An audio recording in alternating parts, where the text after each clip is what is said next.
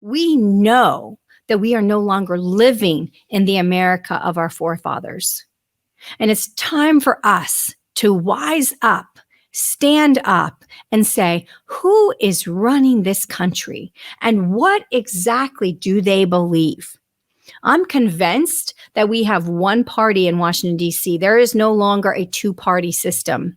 We have a one-party system that believes in something called MMT, modern monetary theory. Modern monetary theory is the belief at a basic level that you can spend and print as much currency as you could ever possibly want to spend without any impact whatsoever on your country, on your economy, with the exception that you must just be able to service the debt. As long as you can service the debt, there is no repercussions. So let's just take that theory for a second. We spent between the CARES, the HEROES, and the AFP Act that was passed March of this year under Joe Biden's administration, that's $6 trillion of fiscal spending that was passed legislatively. So that is true spending, $6 trillion. Then we have the Federal Reserve with their monetary policy, basically giving us another 1.3 trillion a year, because that's 120 billion a month, but they're not tapering until the spring. We know that they came out on their last Federal Open Market Committee meeting, December 14th and 15th, and said, yes, inflation's not transitory. Yes, inflation's a problem, but we are not going to taper and pull back rates until the spring. So we have another 3 months of the Fed continuing this accommodative policy. And that's why the markets reacted so positively to the last December FOMC meeting. And so when you have the fate of a $2 trillion bill hanging on the balance of one senator from West Virginia who comes out on a Sunday morning talk show and says, I am not going to support Build Back Better. And I've told you guys on this program before, but I'm going to tell you again, Build Back Better is not Joe Biden's presidential campaign. Build Back Better is the World Economic Forum's campaign for the global reset.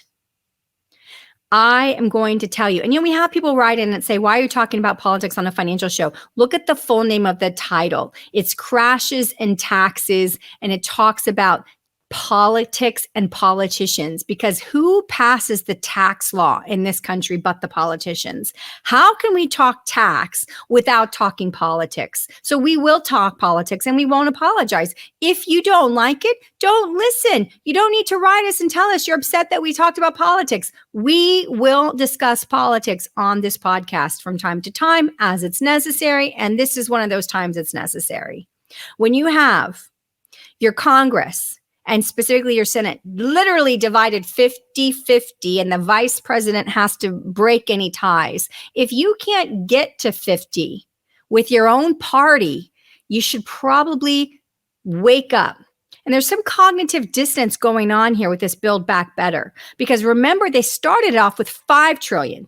Never really wanting $5 trillion.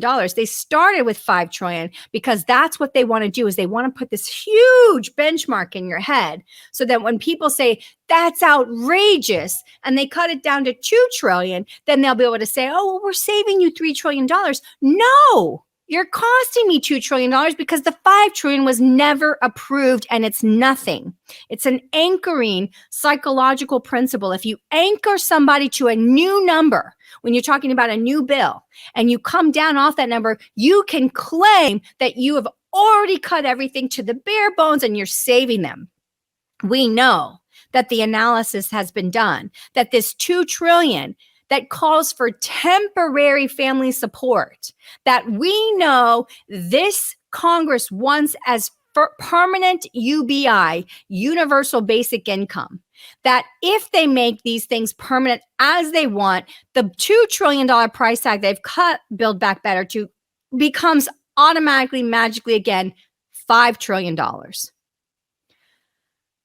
The problem is, what are we discussing? The largest cost package in the history of America right after we just stimulated $8 trillion. What is happening is Congress, both sides, are leveraging what has happened with Corona, with the massive spending that we just put through with CARES, HEROES, and AFP, and the Federal Reserve stimulus. They are leveraging this newfound massive spending, parlaying that, they're hoping, into this new socialist Marxist infrastructure bill called Build Back Better, which is not a Biden proposal. It is a World Economic Forum proposal to get America to join the Great Reset.